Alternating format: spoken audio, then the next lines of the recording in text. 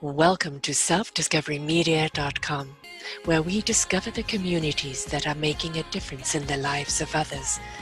Our self-discovery is something we are all making on our life's journey. Here you will find the people that will be your guidance, that will be your inspiration, that will be there for you in support on your journey of life. Do enjoy. Our next show is... Good morning, good afternoon, and good evening, everybody. Welcome back to another edition of Choose Positive Living right here on selfdiscoverymedia.com. I'm your host, Sarah Troy, and my wonderful guest today is RADHA RUPARELL. I hope I did that justice. You did. We'll be talking about her new book, and her new book is Brave Now, Rising Through the Struggle and Unlocking Your Greatest Self. She holds a degree from Harvard University and is the top author. She knows what the struggle is all about, which is what we're going to be talking about today. The knee-jerk reaction that we all get, and those normal disruptions that come into our lives.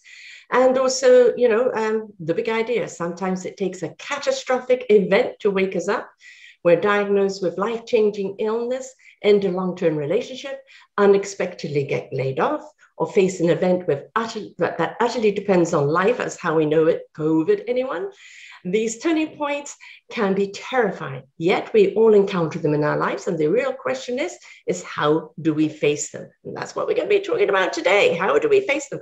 I call it kind of the cosmic 2x4 that comes along. It's been dropping hints. It's been tapping us on the shoulder. You need to change directions. We don't pay attention. And next thing you know, whackaroo. And here we are, that catastrophic event. What was the event for you, love? And welcome to the show. Thank you, Sarah. Nice to be with you. So, yeah, the event for me was last April at the peak of the global pandemic, living in New York City.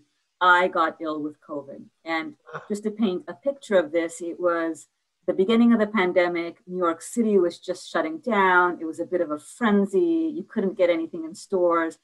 And this was at a point where I didn't even know anyone who had been ill yet with the virus.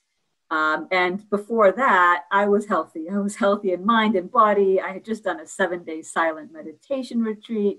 And then in just a moment, I had this turning point in my life where life just turned completely upside down. Yeah. It can knock you for six, can't it?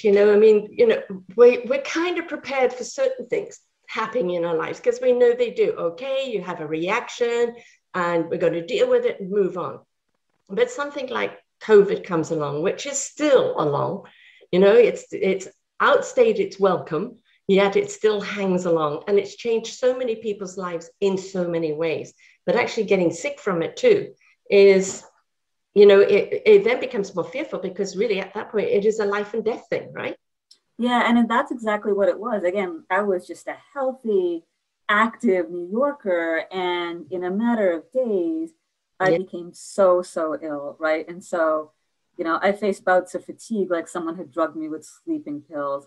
My heart would race at 150 beats in the middle of the night. I would be facing struggles just breathing. And at that point, again, because the hospitals were all full, I had friends who were doctors who said, stay at home unless you're on your last legs. And eventually I ended up there. But for weeks, I would go to bed terrified. Am I going to wake up in the morning? And I think these moments in life when, we face life and death, it just changes us. And so it definitely changed me in many, many different ways. Most definitely. My daughter did get it as well, actually, but she was fortunate enough to have a very light reaction. The chest was really tight. She had been a smoker in the past. Thank God she wasn't smoking anymore. A great deal of fatigue. Yes. But it just kind of lasted 2 or 3 weeks and took a few weeks to come out of it. And we're blessed that, it was a light one. My cousin-in-law got it and he was, 3.5 weeks on a ventilator. And they weren't sure he was going to make it, and recovery has been extremely long. So while we talk about this virus as an inconvenience and taking away our rights, it literally is changing people's lives from the health perspective, never mind anything else. And have you had any residual from it? Yeah, so I'm actually one of the people that they now call long haulers. So it's more than a year out, and I still have not recovered my full health. I'm really grateful because so much has changed. Like here I am, Sarah, sitting and speaking with you. And yet a lot of life, as I know, has changed. And so I still have waves of fatigue that come up if I exert myself mentally or physically. You know, I used to play a lot of sports, and now I'm able to walk, but I'm not able to do anything more than that, because if I do, I'll be bedridden, and a few other symptoms that keep coming up. And so I think that's actually been one of the hardest parts, is that, you know, when we get over that extreme part, starting to accept that life as I know it is now going to be different. I actually have to adjust my lifestyle. And in some ways, it's a bit of a loss of the person I used to be. I'm accepting kind of a new way of living, especially in a world where things are uncertain. So I've been to 20 different doctors, and, you know, none of them have the answers. And so that's another thing.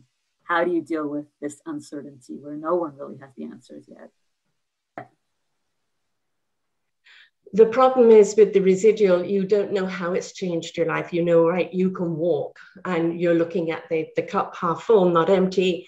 I can do things where other people have literally lost their lives, but it has taken a great deal of your life away from you, the sports and everything else. And I think, you know, the lesson learned here is that we don't know what's going to hit us. Right now, we know it's that COVID out there. Anybody can get it. Everybody's going to have a different reaction to it. And for some people, like my daughter, it, you know, she doesn't seem to have any residual from it. And then here you are a year on. And I think, you know, the first onslaught seemed to be very vicious. And I think a lot of people that have had the residual was in the first onslaught there. Then it kind of mutated and maybe didn't have that longevity for people afterwards. But changing one's life, you know, that again is that cosmic 2x4. All right, you can't do X, Y, and Z right now. Never know if you can do it again in the future. But what are you going to do with it now? How are you going to see the gift in this?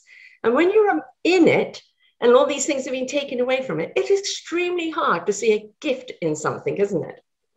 Yes, yes, it is. And so in the first month or two, it was just hard to get out of that. But I love what you've said is the word around seeing the gift. And I think over the coming months, that's what I ended up seeing. And that's actually what I write a lot about in my book, because in my day job, my work is around leadership development. Mm-hmm. So I've worked with business leaders and CEOs and social entrepreneurs. These days, I work with leaders across the world who are reimagining education to grow their leadership.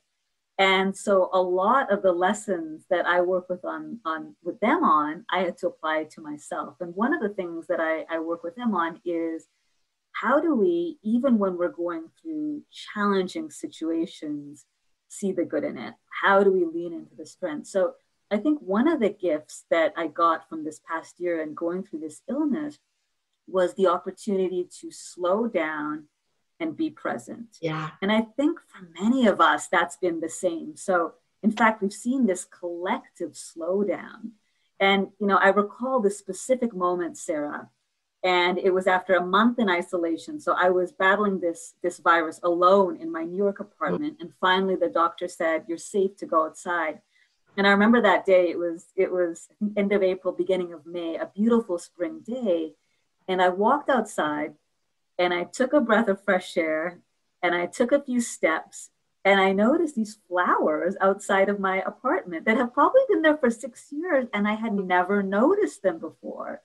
And so I think this gift of when we go through something life-changing like this, all these things around us that we've taken for granted, walking, a breath of fresh air, you know, being able to literally smell the flowers in front of us, we start noticing these things in a different way. And so that is just one of many gifts that I've gotten, this ability to pause and slow down and notice all the good that's already around me. I always say that the gift of the present is in the now. And that's right. We're so busy, and society has told us we have to move forward. We've got to be constantly on the go. You've got to attack tomorrow, yesterday. And nobody says about, what about today? What about today? Can I just simply walk today and pay attention to what's around me today? Be grateful for what I've seen, what I've learned, what I learned about myself. We've just being taught that the foot has to be on the fifth gear all the way. And we miss the purpose of living by doing that. Exactly, exactly. And you know, one of the most counterintuitive things about falling sick was in the first few months, I started returning back to work, but because of the way the illness worked, I could work for a couple of hours and then I'd have to lie down and rest for an hour and then work for a couple of hours. So technically, I lost time in the day. But because Sarah, I was able to be so present. In fact, I wrote little love notes to myself around the apartment. And one of them was, don't waste the good moments. And I put it in front of me right at my workstation. And because I was present, time, even though I lost hours in the day to resting, it actually felt like it expanded. And so that's one of the things that I'm going to take with me, even as my health has improved, is how do I in every moment just be with the person I'm at, with like fully present. Enjoy, if I'm going out for a walk, enjoy the breath of fresh air. And that's just been amazing. Yeah. You know, the thing about this 8 hours work you got to put in, and it's, you know, got to project forward. If we work smartly, we don't have to work as long. Yes. As you say, when, you know, taking that 2 hour nap, coming back, you're refreshed, you're engaged, you're in the moment, you can see what's needed to do now, which actually takes care of the next moment. But if we're so busy in the next moment, it just lengthens the amount of time to finding a solution or, you know, doing anything. You know, we talk, the shamans and the monks and everybody else that just, you know, I always say grasshopper, patience, grasshopper. Patience is not something as human beings we have. We want it now, especially in a world of instant gratification, instant this, just download an app and you've got it. And we're missing that beautiful process. And if we are missing the process, we're missing the meaning of being here. You're so right. And I think one of, again, the great things about this era is because there has been so much disruption, it's actually forced us to get off autopilot, right? So for example, because I could only work a few hours in the day, I used to be terrible at saying no. If a colleague asked me to do something, I would just want to do it out of a sense of responsibility. But when I had half the time in the day, my whole work life was disrupted. I had to learn to say no. And so I had to learn also how to spend more time with myself and get clear on what's important. You know, another example of that, Sarah, I said, you know, I used to love to exercise and now I'm not able to. But one of the most beautiful things about that is my doctor said I could walk. Yes. Now, I have this park 5 minutes away from my house. I've been living there for 6 years and I rarely went. Now, every single day I go to the park and I enjoy a walk. And so I think there's something amazing about disruption when we actually allow it to get us off of autopilot. And when we start asking the question, why am I doing what I'm doing right now? Is this the most important thing? And I think that also requires us to take time to pause and connect with ourselves, which is something, you know, especially in the Western world, we don't do as much. Yeah. Yeah. And we think the 10-15 minute meditation in the morning, you know, is all that we need to do. No, it's about being the mountain amongst the chaos, right? And being able to go to the park, walk around, or even sit there, watch the puppy dogs chasing a ball, watch the kids playing with something, watch the bees and the flowers. You know, you become so engaged with this beautiful existence of life in their existence. It just kind of mirrors back to you and go, what is your existence? Are you honoring it? It doesn't matter how good you are at your job, but what are you doing for you? Your inner heart, your inner soul, your inner beingness. Because when you slow everything down in slow motion, that's when you start paying attention. It's so true. You know, this reminds me, Sarah, of a story of when I first started going to the park. Again, I'm a New Yorker. I used to have my headphones on. I'd listen to a podcast. And then after months of doing that, I started just going to the park and being in the park. Mm-hmm. And I remember this one day where I looked at this tree. I just lay beneath this tree, and it must have been 200 years old. And I started thinking about its fruits and the history. And that day I went home and I called my mother and I started asking her about my history, my family, my grandparents, where did they come from?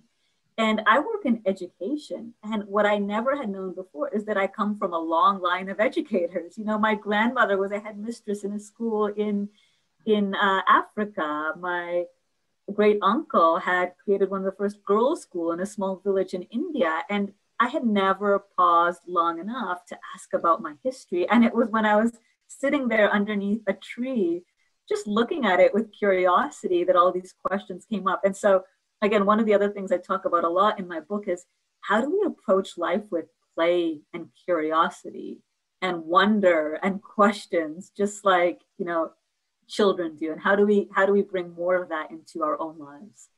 We look at children as being immature. I disagree. Children are being children, and they're grabbing life by the horns, and they're living every second of it. And we have decided we're more important, we're highfalutin, you know, and I can't be seen having fun.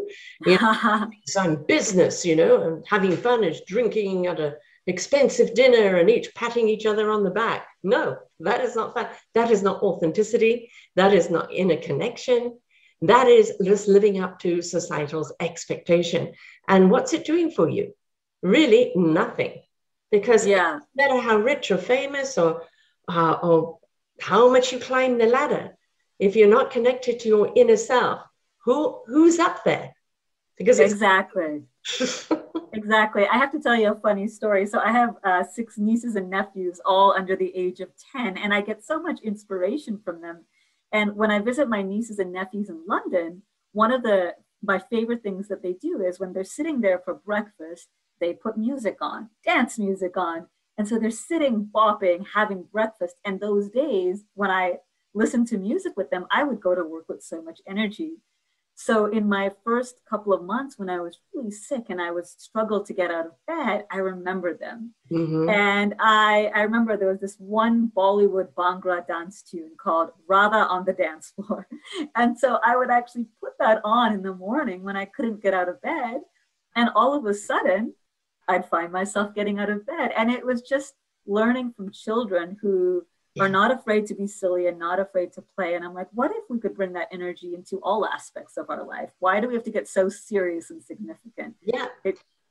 You know, you use the, you know, wonder. And I think if we could be more wondrous, you know, we are explorers by nature. We are discoverers. You know, we're always looking to seek what's out there, right? But we forget to seek what's in here. That's right. Self-discoveries. It's always the external. If you could be wondrous over who you really are and what you're capable of, instead of being dictatorial or demanding, we would actually understand the beautiful gift and essence we really are. Exactly. And you know, again, one of the things in this time is we've had a little bit more time to pause. And I think the challenge is that many of us don't pause because we get scared about what we're going to discover. And right now in our society, anytime we start getting close to that, we can turn on a smartphone or look at social media or have a glass of wine, or some people work like workaholics because we're scared about what we're going to discover. And what I think scares us is we'll discover our full humanness. So that is our strengths, our limitations, our blind spots, our fears. And so one of the things that I realize is, so what? So what if we can just accept ourselves as perfectly imperfect, just like everyone else? Mm-hmm. You know, then instead of focusing on the things that scare us, we can say, sure, I have fears, but I also have hopes. Sure, I have limitations, but I also have strengths. And how can I accept all of myself? And, you know, one of the things that I've learned is when we start accepting ourselves, we can be so much more giving and generous when we're with others instead of projecting all our insecurities on others.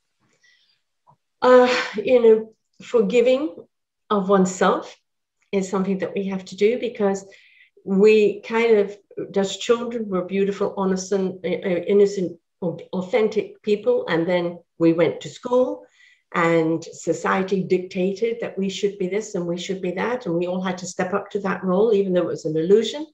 And we lost ourselves doing it. But the whole thing about bringing that childlike person out in you, that same wonderment, that same exploration, and looking, forgiving yourself for anything that you now know. God, oh God, how did I do that? Why did I do that? You were reacting on old programming. Don't beat yourself up, but be aware. It's your aware flag that's come up. You look back in horror of things that you've done in the past or said, but let it go. Just be aware to be more conscious of what you do in the future. And forgiveness of oneself of who we've been needs to really come out so that we can actually embrace ourselves in that discovery of what is to come out. But if you're still beating yourself up or feeling guilty over something, it's very hard for the new inner you to come out. Yeah, and I discovered this almost on a daily basis for my first few months because, there was a point when I was not getting better. And like you said, this disease affected different people in other ways. So I would look at others and say, well, they made it through in 3 weeks, or they made it through in 6 weeks. Why is it that 6 months later, I'm still struggling? Am I not physically strong enough? Am I not mentally strong enough? Wait, I do work with leaders to grow their inner strength. Why can't I do it? Right. And that kind of language was so damaging. And, what was so funny is the people around me were so much more generous with me than I was being with myself. And that's when I just realized, wait, I have to stop and be gentle with myself. I'm going through something new. Mm-hmm. And so again, another one of my love notes to myself was be gentle with yourself. And when I found that I was, again, it was just, I was able to be so much more free and compassionate with others. So I love what you said, Sarah. It's being aware so we don't, repeat things over and over again, but at the same time, allowing ourselves to be human. Like that's just the basics of it. And, to understand it's not about a destination. That is kind of when we reach the end of our lives. We've reached the end. This body now has expired. The spirit on learning. But it is about all the many destinations you're going to make along the way, all those wonderful discoveries, people that you meet. And have you found you always seem to meet the right person at the time? The teacher will appear when you need to know, right? And you're receptive. If you're busy walking around with the headphones on, not paying attention to anyone, there's somebody there that you need to sit down next to and have a conversation with. You can't force it. You can't dictate it. You can't order it. But you can be in tune with that feeling. I need to sit down for a moment. I don't know why. I don't need to know why. Whatever I'm meant to see, hear, and feel right now is where I'm meant to be, right? Exactly. And I can think of so many people in my life. Like one of the things that helped me through this was incredible people. And I just felt blessed that all the right people showed up in the right way, right? From my mother, who is so strong and resilient, and watching her for 30 years overcome hardship gave me a lot of grace when I was dealing with it. Or a colleague from work who we were colleagues before, not even close friends, but when I first fell sick, she started reaching out to me and texting me every day to just check in. And to this day, still does. That's wonderful. And what I learned from that was, I had grown up in a way that you stay strong, you project strength. And all of a sudden I learned, actually, it's okay to be vulnerable. Mm-hmm. To another friend of mine who is just, shows up. And, and so when I was not well, I didn't have the energy to plan things. And she would walk 2 hours because she didn't want to take the subway in these times and meet me in my local park. So I would have somewhere to go. And so you just start realizing that people in your life have different strengths. Someone is resilient. Someone is amazingly reliable. Someone is a great organizer. And each of them can teach you a lesson, and each of them can offer you something if you're willing to receive it. So I've learned a lot around being able to receive help. And in some ways, I used to think that implies weakness. And now I think it shows strength. Well, we look at strength, like right now in the Olympics, of course, we look at it as the physical strength. We don't realize the mental strength, right? That comes very much into it, but also our spiritual strength. Yes. And it's a strength that is abundant, but you have to tune into it.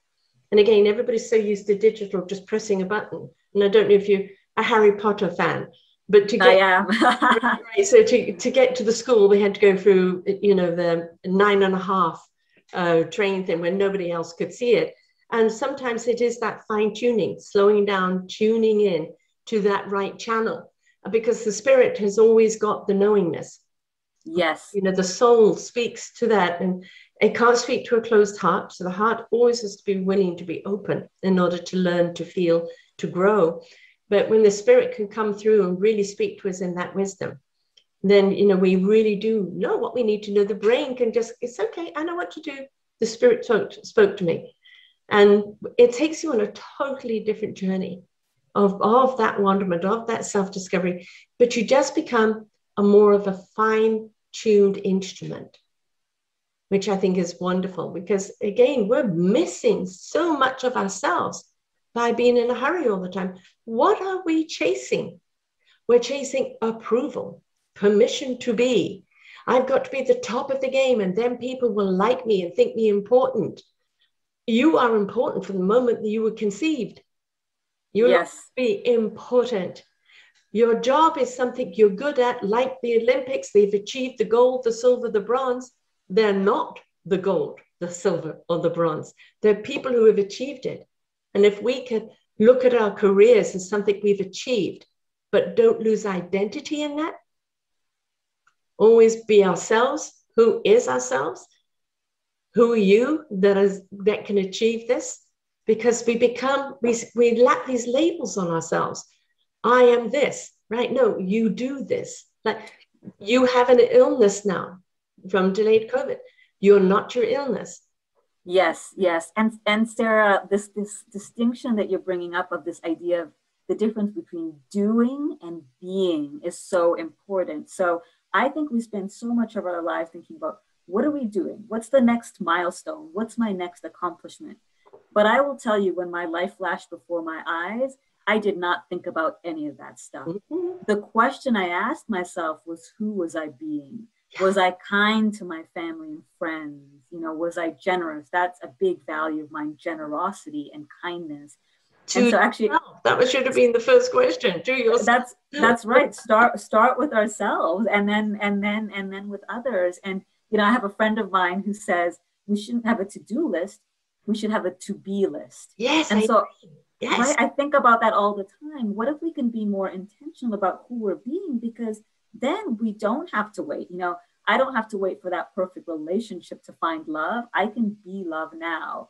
I don't have to. On that for a second, please. Yes. We don't want to brush over this. You don't have to be in love to know love. You can be love. You can have all the love for yourself that everybody else is chasing externally from someone else.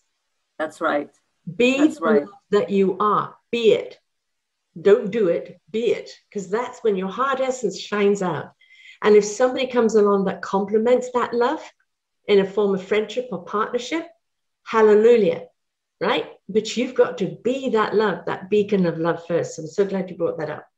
Yes. And it just emanates when you are that way. Like, you notice people who bring that energy and they're just full of it. And, you know, people ask me, well, how did you survive COVID when you were all alone?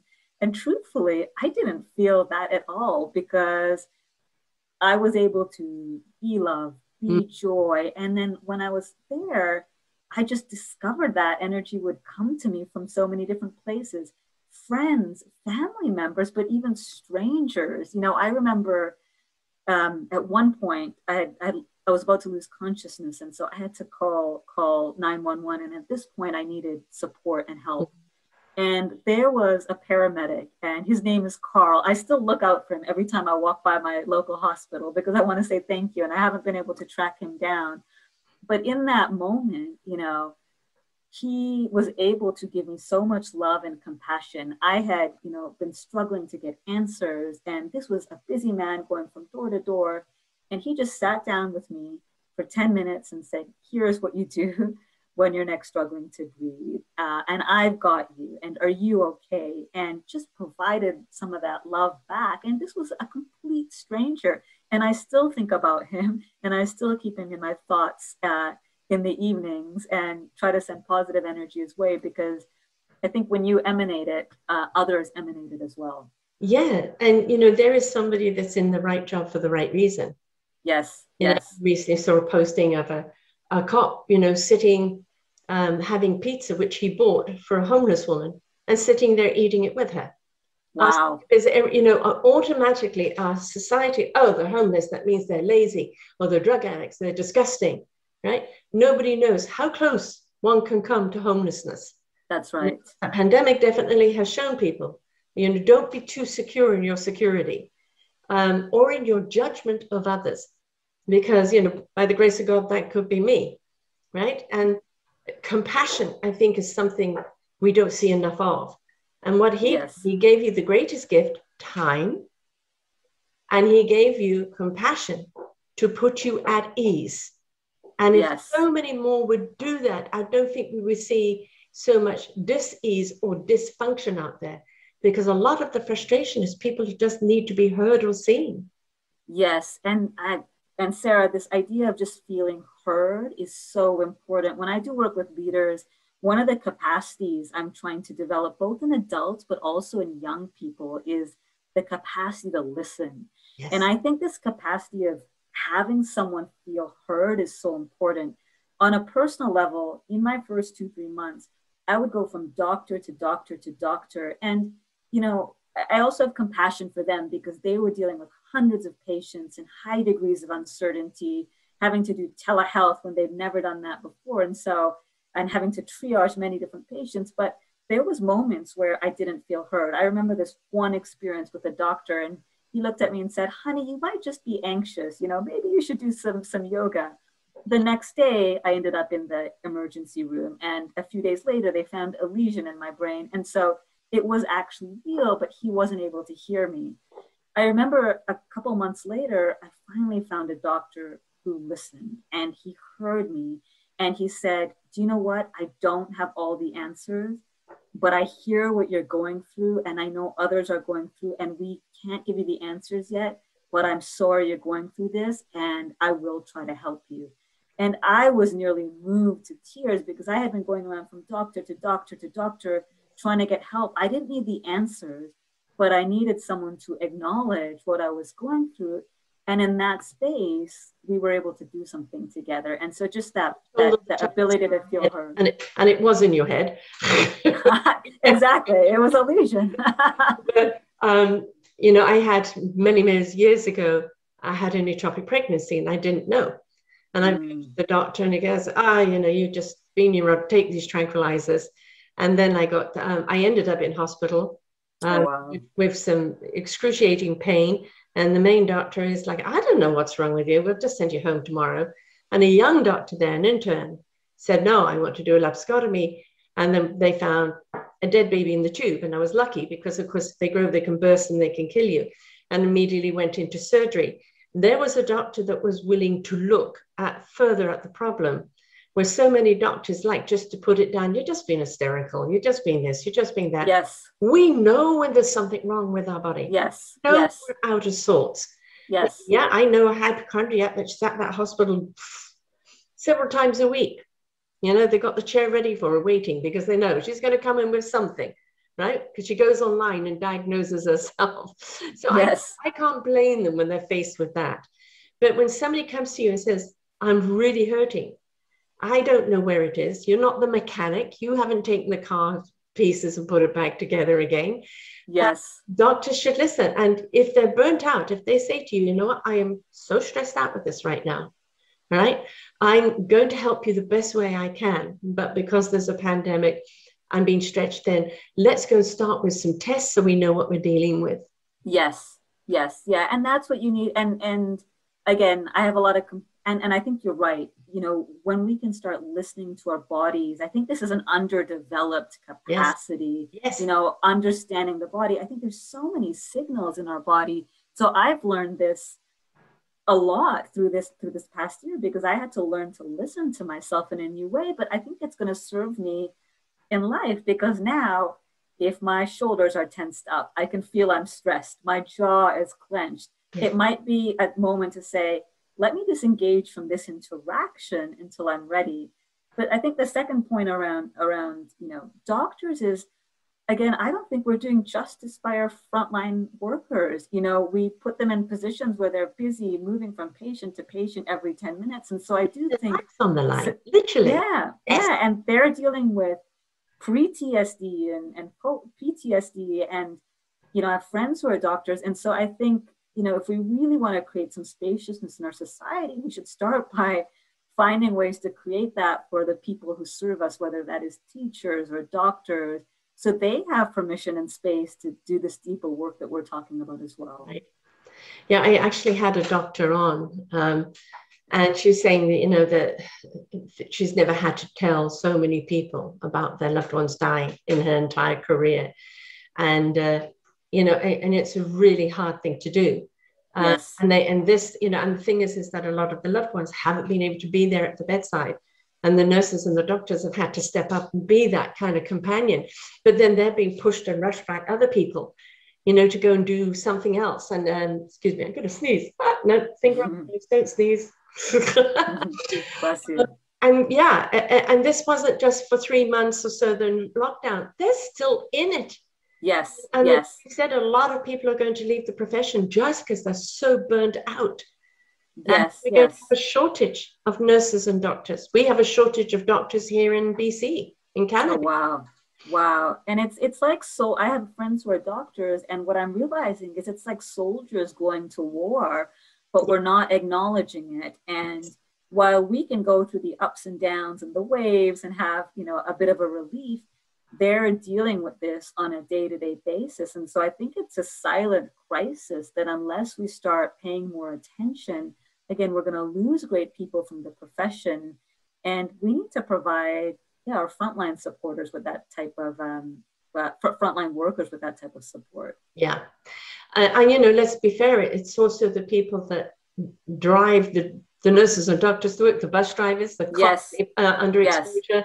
All the people that have kept the food stores open for us. Yes, yes, exactly. All the people that have switched from whatever job they had and now doing DoorDash and skip the dishes and all of that, because people have had to pivot and reinvent themselves.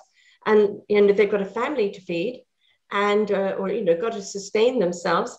And it's like, whatever I have to do, I have to do it. And there's some people who say, well, I have to be this cashier here. I have to pray I don't get it because I've got a family to feed. To every single person that's put themselves on the line there, we owe them a great debt. And I do hope at some point we do recognize that. Yeah, I absolutely agree. And this is where I think, sometimes we've lost our way as a society around what do we focus on. There's such a focus on materialism or capitalism or, getting the next dollar or getting fame. When I think about some of these deeper questions, are we doing right by people in society? Are we treating others with compassion? What are the biggest challenges that we want to work on?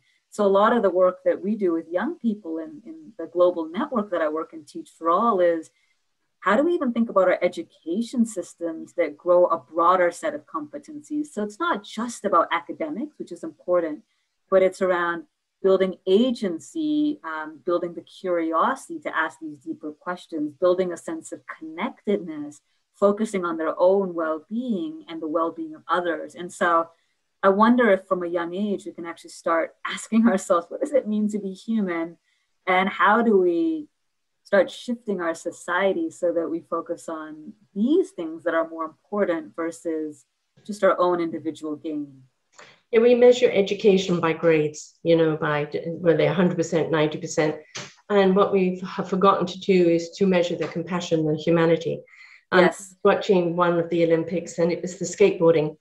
And in there was a 12-year-old and a 13-year-old, believe it or not. They were pros, managed to get to the Olympics. The 13-year-old came in as a bronze. She was British. And it was two Japanese people. And I think one of the Japanese people was 19, the other one was 12. And one of them that was expected to win fell. Wow. Every single one of those gymnastics, those skateboarders, didn't matter what country they came from, they came up and literally picked her up on their shoulders, to come Wow. because she had lost, they knew she had lost the medal at that time. And why can't we do that for everybody? Yes. Why does yes. it have to just be, they're all in the sport, they all egg each other on. If somebody gets the gold, great. But, it's about that camaraderie. We've forgotten how to be comrades with each other. We've Yes. forgotten how to be compassionate with each other. We've forgotten how to live in the now, in the moment, the gift of the present. We've forgotten empathy. And we've stepped on this righteousness and this judgment and this damning people. Where is that coming from? Well, you've got somebody spieling that out. The turmoil is inside themselves. And they've got no place to put it other than dumping on everyone else. Right, right. Although one thing I have to say, Sarah, is I think there is actually more compassion out there than we realize. And yet I think the way that we're oriented and what the media projects almost makes us think about it's all bad. And I actually have to say, in this last year, I've seen more examples of compassion than ever before. So I remember, in my building, when the local hospital didn't have personal protective equipment, and somebody in my building had a 3D printer and reached out to a bunch of other people and said, okay, how do we create masks? Another example is, in the last year, 1.5 billion children have been out of school. And so in this global network that I work in, Teach for All, we have young people all around the world who serve as teachers. And I have seen such incredible innovation and creativity, in places like Uganda and India and Armenia. You have these teachers who are walking 2 hours to meet with parents and creating schools underneath a tree outside, and have such incredible creativity and compassion. And so one of the things I also think we need to do is start looking for these stories and elevating them at the same level that we elevate all these stories of what's not working. I think if we can pause and start notice what is noting, we might actually see a lot more good in humanity than we've actually come to realize from again, mass media and social media. Well, it's the reason why I do my shows. Yes. Look at the Fox News, I call it, the Fox News problem, take a pimple, make it into a volcanic eruption, because they know that fear sells. They also know that's the way to control people, control their spending, control everything else they do. And so basically things switch off the news. Yes. Don't buy into that hysteria and that hurricane, because once it's got you, it's very hard to get out of that constant spin. And to ask yourself, is this really true? Does it matter to me in a way that I can do something about it? Or does it help promote me to go and do something for someone else? And, I started this 9 years ago. And at that time I was looking at humanity going, gosh, it really sucks. Do I want to stay around? And then ordinary people doing extraordinary things. And some of the stories I've heard have just been, I don't know how they're still walking, how they're still facing life with what they've gone through. That strength, that courage, that resilience, that tenacity is such an example to all of us. And what we water, the seeds that we water, is what's going to grow. So if you plant those seeds of possibilities without, again, that's right. We let them grow at their own level. We just nurture them and water them. We're just going to see some wonderful growth there. Beautiful garden of such love and vibrancy. So yes, we need to pay attention to that. All that negativity out there, switch it off. Don't buy into it. Don't comment to it on Facebook or anything else, right? Pass it by. Because if you're not feeding them, they're going to dwindle out. Yes. Actually, my mother showed me something. I'm visiting family here in Canada for the week, so I had a chance to spend some time with her, and she showed me this post, you are what you eat, but it's also you are what you consume in terms of information. So I think we have a responsibility around what we consume. And then I think it's amazing, Sarah, that we have people like you who are also responsible about putting out stories of possibility out there. I think, again, each of us can contribute in our own way. And I love that you're creating a space for folks to have an opportunity to think about how do we live positively in a world where we're oftentimes getting the opposite messages. Yeah, it's choice. I mean, you got dealt with a bad hand here with COVID. It's limited you. I don't know, have they been able to fix what's in your brain. You're clearly still in it because you haven't gained full mobility, and you don't know if you will or not, because this is new territory, right? That's right, yeah. And so you're going through all of this, but you chose to write a book about being present in the now, all the gifts that you've received from being from this sort of cosmic 2x4 flattening you, instead of like the why me, Yes. looking at it and go, okay, this sucks, but what can I do with it? Yes. And actually something I read about in my book is that it's in every moment we have a choice. And, my book is called Brave Now, but I believe everyone can be brave, and it's a choice we can make in every moment, right? And so you wake up in the morning and you have a bad day, or you do something, we were talking about forgiveness, where you're frustrated at yourself. Well, in every moment, from this moment on, I can choose who I want to be, yes, how I want to be. And so that's a beautiful thing, that we as human beings, that separates us from animals. We have a choice, and we can make that choice in any moment. And for me, that's one of the most powerful things, because no matter what's happened before, in every moment, I know I can make a choice. I say, even if you abstain from making a choice, you're still making a choice. Right? Yes, that's right. Yes. Thing is neutral. That was your choice. That's right. Yes, that's right. And a lot of people who don't believe in themselves, who haven't taken that journey yet, haven't found that inner self-love, they're still very much dictated by what's around them. Yes. As a past counselor, I always used to say to them, this is the time of solitude. It's not the time that you need people around you egging you on. This is the time you have to go in yourself. I very much believe in mirror talk. Have a conversation in the mirror. Very hard to pull the wool over your eyes. You're looking in the mirror. Your mirror looks back and goes, really, mate? And that time of nurturing your heart and soul and spirit, literally cuddling yourself. I mean, I sleep with a teddy bear. Right? I kiss my teddy bear every morning because it's giving me comfort through the night, right? Because I miss hugging someone. There's always things that we can do, but it is that choice to go, no matter the hand I've been held, I can still choose to do something else. I have had fibromyalgia now for going on nearly 24 years. It's limited a great deal to what I can and cannot do physically. One of the things, because it sounds very much, I wouldn't be surprised if your posting doesn't come up as an identity of fibromyalgia. I'm sure it might. Because it's very much to your lack of energy, the kind of feeling slow, feeling stiff, needing to rest, rejuvenate a lot. That's very much to do with fibro. And if we push ourselves too far, we're going to pay the price. But what we do is look at it and go, okay, all right, I recognize you're here. And at this present moment, you're not going anywhere. But we've got to live together. So you can let me know when you're really tired and I have to rest, and I will listen to you.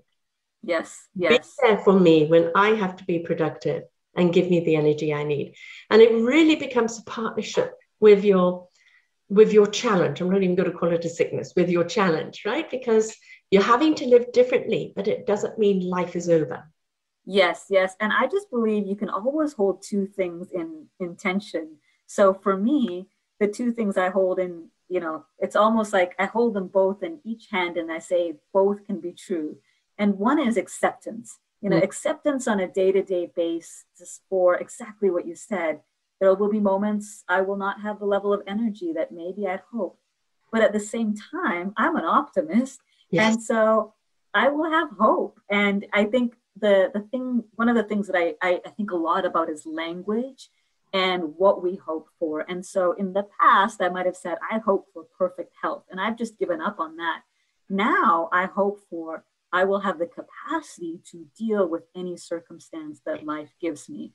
And just a shift in language, but that ability to hold those two things. I can both accept, like I love that, the idea of partnership. I can accept you. And there's times when I'm going to search for something different. And when I'm able to be with both, then, I often say what we resist persists, but when we let go of that resistance, again, we just have a bit more freedom to be. Yeah. Humor is very important, isn't it? We've not just switching on the TV and laughing at a comedy show, but, being able to even laugh at ourselves. Oh, yes, absolutely. I'm going to Montreal in September with my 88-year-old landlady, and she is 5'. The other day, somebody dropped the leash of a dog because the dog was chasing something, and she ran 3 blocks to get that dog. So with the flights we're taking, there's only 40 minutes between them. And that means by the time they've landed and they've opened up the door and they've let you out, we're going to have to do a dash. So my joke to her is, you run ahead, keep the doors open, and tell me there's an old lady on the way, because I can't run at all. And she's a sprinter. I mean, she's still, everything about her is a dash, right? Yeah. And I could go, oh, I can't walk or run that fast. No, it's just make fun of yourself, because there are things you can't do anymore. You miss them, but you've got to laugh at it, because otherwise you'll cry. Oh, it's so, yeah, no, one of the jokes I have is I'm walking around the park and there's 80-year-olds who are laughing me. And instead of making that something to be worried about, I just have a lot of fun with it now. I'm like, there they go. They're getting some energy out of it. And so I love that. I love this idea my son-in-law keeps sending wonderful pictures of the baby, but sometimes he also sent a picture of other relatives.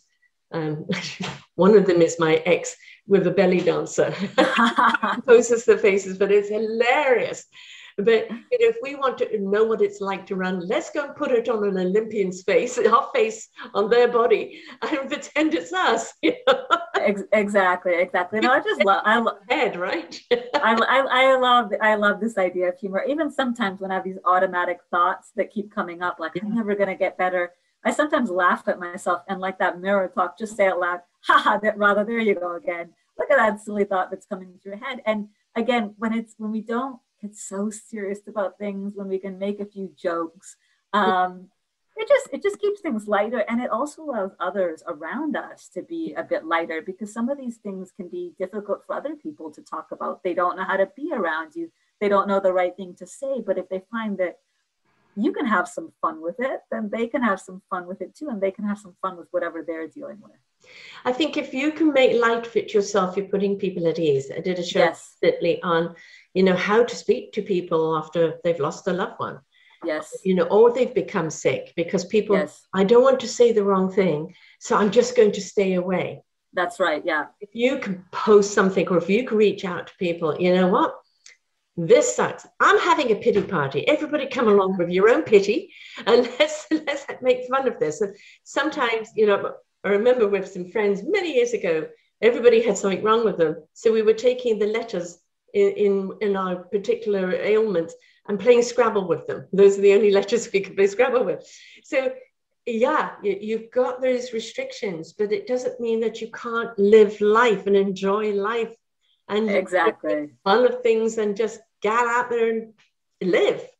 And when you do that, you also realize you're not alone. Like, everybody's dealing with something. And again, then I think when we close off and we keep it to ourselves and we make it very serious. And I'm not saying, there's going to be times when I think you will feel angry, you will feel sad. Humor is not the right thing. And one of the things I've learned is just accept whatever's there. But there's a certain point when you can have some fun. And I think it also helps us not be so alone, because all of us can have a little bit of fun together. So I love that. And I will take that example of a pity party next time I'm feeling that, and invite some other people. Everybody have a good old bitch fest, and clears the air. You end up laughing at it. Yes. And you kind of look at it afterwards and go, well, why did I even give you time? Right? Exactly. If we're on our own, we're inclined to magnify it. If we're with other people and everybody's got a little bitch to share on it, then we're all spending it, and then all being there to support each other at the end of it. That's right. And I think you come down to something that's so core. In the end of the day, we're all interconnected. And, if we can give up, there's me over here and you over there, and we just start realizing that how I show up, my energy affects you, and your energy affects another. Like, in the beginning of the day, you go to a coffee shop, and if someone is kind to you, puts a spring in your step. But if someone's rude to you, all of a sudden you turn around and be rude to someone else. And so I really am a believer in, we're interconnected. Our energy shifts the energy of other people. It can have a massive impact throughout the day and throughout our lives. So just being aware of that is so important. And how you can make someone's day that way. You go to the barista, she's on the 100th latte, soy, this, that, etc. type thing, you know, and they're just saying, you know, how's your day going? That bad, hey? You know what? It's going to change from now, because what you've done is acknowledged that this is the 100th coffee they've done this way, or they come to work feeling down or feeling agitated. And it's just seeing them as a human being. Yes. Say, you know, I got you. You're okay. You know, you're going to have great for the rest of the day. It changes the frequency, changes that energy. I remember a couple of weeks ago, I was visiting some friends and I was just having a bad day health-wise, and I was not able to focus. I was not able to do work. And my friend's husband, I told him, I'm not having a great day. He's like, turn off your computer. We're going to have dinner, and we are going to have a great dinner. Yes. And that was it. In just a moment, my energy shifted. And that one small phrase just gave me a lot of freedom. And, you know, one of the other things I've learned, Sarah, is we should also tell people. And so I used to be someone who had a lot of love and appreciation for people, and I didn't tell them. I thought it was weird. You know, but I don't want to tell a coworker how much I appreciate them, because that's strange. People don't do that. But this year, I lost all of my fear, because when you think you're not going to make it, you start not worrying about little things like that. So now I tell people more often. You know, I say, you know, when you checked in on me, that made such a difference in my life. And, you know, I'm so thankful for that. Or, you know, when I had a friend of mine who would show up with his dog, and he would come and take me for walks when I first wasn't able to walk on my own. And, you know, I keep telling him what a difference that made. And I think we can just be a little bit more expressive and not just kind of have small talk, but also tell people when they make a difference. Just say it. It maybe feel weird at first because we're not used to it, but over time, maybe we'll develop a new way of being with one another. Yeah, permission to still be them. Yes, that's exactly right. You know, it's like you don't need to filter. All right. I mean, obviously, if somebody's died or you've just been diagnosed with something, no, that's not the time to drop the humor bomb. Yes. The compassion. That's the compassion. Yes. The humor comes later when they're, you know, now they're wibbly wobbly, and you make fun of the wibbly wobblies and say, okay, how long are you going to be wibbly wobbly for? Let's get you straight, you know, and approaching it in that way. But we've still got to be very mindful. And if we come from the compassionate place, yes. Then people feel, because a lot of the time, and I'm sure you did too, you feel, oh God, I'm a burden. Yes, yes. That was, you know, one of the things I learned about that, by the way, Sarah, I had that many times. And I had this with people in my life who would just keep offering me things. And particularly with them, I think, wow, you know, gosh, I'm a burden. And one of the new things that I learned is when I'm feeling that, I've communicated now. And so what happened was I had a few friends and I said, do you know what, will you tell me if this is too much? And what was amazing is one of them said yes. One of them was a doctor who was dealing with a lot of other things and said, you know what, yes, I'm dealing with so much. You're usually the person who's optimistic in my life. And actually, I don't, you know, I need that from you. And so that was great, because actually in communicating, it could be that way. Another friend said, not at all. Like it helps me feel more connected. It helps me feel more helpful. And so then instead of worrying every moment, am I being a burden? I just said, okay, well, if it ever gets too much, you let me know. But that's one of the other things I learned when we have this inner dialogue. Why not just ask? And if you can be with any response, like I was able to be with the response that, yes, can you be with me in a different way? Or no, continue to be with me. I could actually be with anything. It was just that internal dialogue that was eating me up. Yeah. You know, the expectation, you know, of how somebody's going to react, also the expectation from the expectors of how they think you should react. It is, you know, break the ice, you know, don't assume, just have a conversation. You know what, guys, this sucks. It's limited me. I don't know where I'm going to go from here because it's new territory. I'm navigating it. If you wish to still be with me in any way, I would love that. If you feel uncomfortable, I understand that. But by you saying that is, you know, is removing that big wall. And some people may walk away. Yeah. Right. This is when you know who your friends are. Yeah. And sometimes we don't even have to judge people, right? In this time of collective trauma, if someone said to me, I need some space because I'm dealing with something, to be honest, that's helpful to know. And other people, yes, you do discover there's some people that you discover, maybe they're not as close to you, and you discover new people in your life. So yes, I believe everything can be solved through conversation. And I think what we just have to get over is the fear. And one of the things I've learned to get over the fear is just start small, right? If you've never had a conversation like this before, start with one person and give it a shot. And it's going to feel weird at first, but the second or third or fourth time you do this, not only will it stop feeling weird, but people might feel comfortable doing that with other people in their life. And all of a sudden, you're making a real difference. Sorry, did we drop you? No, I'm here. Okay. We have certainly seen through this last 18 months, those that have stepped up in compassion and the way we've been there for each other. And it was the hope that we would, as human beings, see how utterly amazing we are when we're there for one another. Yes. And how when we come together, that we can achieve anything. You know, now things are supposed to be back to normal, which it certainly isn't and never will be, you know, normal. The old normal wasn't healthy anyway. The virus is still around. And as you said, you've got the residual from it and you don't know where it's going to take you in the future, but you've got the right attitude in addressing it. We're still kind of a little bit unknown territory. Yes. Now, what we can do most certainly is be kind first to ourselves. Yes. If you find you can't cope, it's all too much, it's okay, take time out, you know, do something for yourself. And we've got to be kind to one another. Yes. And that kindness that, you know, we saw what that kindness did in the beginning. That doesn't mean it stops now. It means it continues on. And the fact that the gift you were given was to write this book, and you've written the book, you didn't just wallow in, oh God, my life has changed, I can't do this, I can't do that. It's like, okay, what can I do? Oh, the fingers are working, type. Yes. Plenty in the head to come out on. And you've got this book now that can be not only helping people through where they are right now, you know, with the pandemic, but also helping people through any form of redirection they get, because it does initially crippleize you. Yes. You get that cosmic 2x4, everything you've known is not the same anymore.